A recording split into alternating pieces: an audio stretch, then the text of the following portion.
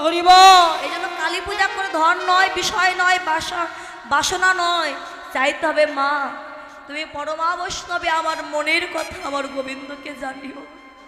পরমা বৈষ্ণবী মা অবশ্যই আমাদের মনের কথা জানাবে। তাই কালী পূজা করতে হয়। কালী আর ভোলা মহেশ্বর এনারা হলেন আমার কৃষ্ণের উপাসক, কৃষ্ণ চরণে পাওয়ার জন্য কাঁদছে। তাই আজকে যে কুসুমগুলো প্রস্ফুটিত হয়েছে, গোবিন্দ মস্তকে বেঁধে রেখেছে, প্রত্যেকটি ফুলে এক একটি করে ভ্রমর বসেছে। বাবা, গোবিন্দ সেবা যদি দিতে হয়, ঝরা ফুল নয়, এঁঠো ফুল নয়, সদ্য প্রস্ফুটিত ফুল দাও গোবিন্দ সেবা। যে ফুলে মধু আছে কিন্তু ভ্রমর বসেনি, ওই ফুল দিতে হবে। তবে আপনারা প্রশ্ন করতে পারেন যে আমরা কেমন করে জানবো এই ফুলে মধু আছে কিন্তু ভ্রমর বসেনি?